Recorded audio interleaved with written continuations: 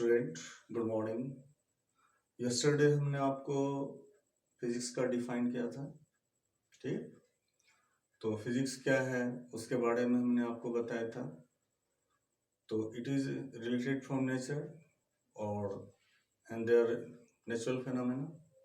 We can also define it in another way, like for example जैसे हम आपको यहाँ पे लिख रहे हैं। तो physics, what is physics? Question हो गया व्हाट इज फिजिक्स। तो इसका हम लोग दूसरे तरह से डिफाइन कर रहे हैं आज, और ये हमारे लिए ज़्यादा क्लियर होगा क्योंकि जनरल जो डिफिनीशन बुक में बताया गया है वो आपको नेचर और नेचुरल फिनोमेना से रिलेटेड है। उसको जब हम आगे उसको स्पष्ट रूप से हम समझ नहीं पाते हैं, we are unable to understand it clearly, so we can define in another way in simple form. तो we can say that physics is a branch of science which deals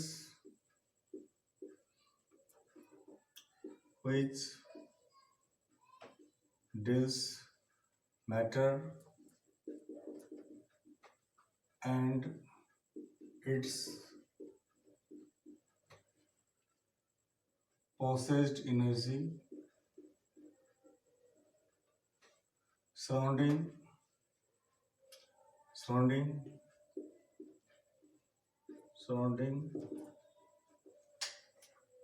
the nature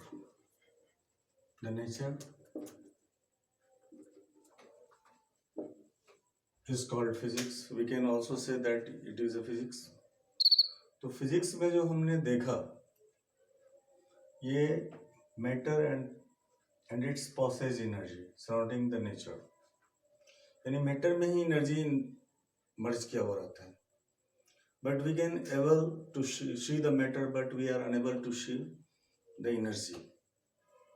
Both are complex to each other. Without matter we can't imagine energy, and energy never be imagined without matter. Energy never be imagined without matter. Both has complex, it is the conjugate part of matter, and energy is conjugate part of matter, and matter is conjugate part of energy. Thus we can say. अब इससे हम आगे बढ़ना चाहेंगे। इसके previous जो हमने आपको बताया था उसी को थोड़ा हमने एक्सप्लेन किया। इससे रिलेटेड हम आगे टॉपिक्स में जा रहे हैं। Scope and excitement of physics. Scope, now इसको मिटा दें। Today we will know about the scope and excitement of physics, यानी फिजिक्स का क्या स्कोप है, क्या इंपॉर्टेंस है, उससे रिलेटेड हम लोग चर्चा करेंगे, ठीक है।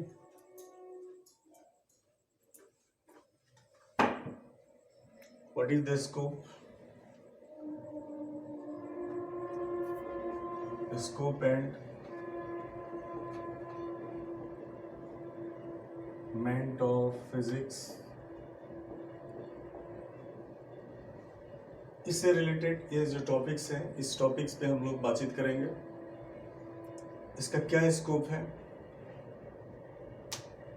और इससे एंड एक्साइटमेंट ऑफ फिजिक्स। तो आज के डेट में फिजिक्स जो है हमारा हर क्षण हर पल हमारे लिए उपयोगी है, बेनिफिटेबल है। There are many advantage in modern age. We move with physics, we always need part of physics. For example, अगर हम घर से बाहर निकलते हैं, हेलो चिल्ड्रंस, आज का हमारा टॉपिक जो है scope and excitement of physics. Scope यानी भौतिकी का, फिजिक्स का क्या स्कोप है और उससे हमें क्या क्या मतलब बेनिफिट है, उससे रिलेटेड हम लोग चर्चा करेंगे।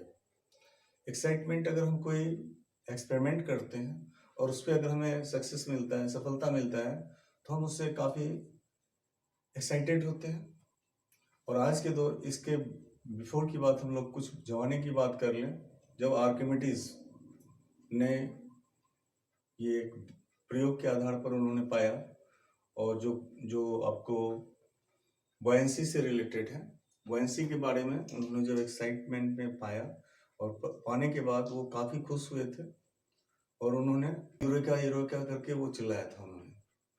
तो ये नहीं, eureka in the sense Greek word है ये, जिसका मतलब होता है मिल गया मिल गया। तो बॉयंसी जैसे उस समय ये एक्साइट हुआ, उन्होंने वो इससे एक्साइटेड हुए और उन्हें काफ़ी खुशी मिली। तो अभी का जो दौड़ है, हर क्षेत्र में हमें फिजिक्स की ज़रूरत पड़ती है, हर जगह भौतिकी का इम्पोर्टेंस है, बहुत फिजिक्स का इम्पोर्टेंस है।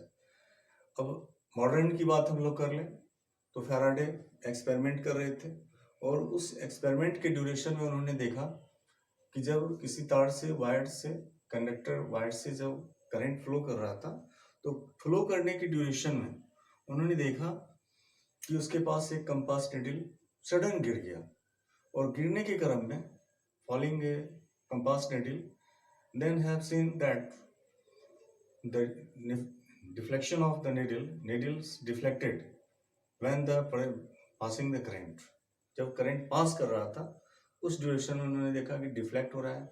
तो उनके मन में ये एक्साइटेड हुए, उनके मन में ये ऐसा एहसास हुआ कि हम करंट को रोक करके फिर चेक करते हैं। फिर उन्होंने ऑन किया, ऑफ किया, और इस तरह से बार बार many times they have revise this experiment, and finally they have get the decision that when the current is passing through the wire, then the needle of the compass needle is deflected. When the current is stopped, then it is not affected, it means it is not deflected. And thus finally they decided that it is affected from the electricity, and which is known as the electromagnetic effect, which is given by Hans Christian also they have explained about it। ठीक है, तो इससे तरह से बहुत सारी बातें हैं। अब मान लीजिए हमने आपको जो फिजिक्स के बारे में बताया, फिजिक्स जो मेनली है वो मैटर से रिलेटेड है, और मैटर से प्रोसेस्ड एनर्जी होता है। तो हम मैटर की बात जब करते हैं तो व्हाट इज मैटर, मैटर के बारे में हम लोग जो एक्सप्लेन करते हैं, तो मैटर क्या है? तो मैटर जो है which occupies some space, which has some mass, we can feel by their sense organ, we can feel by our sense organ, that is matter.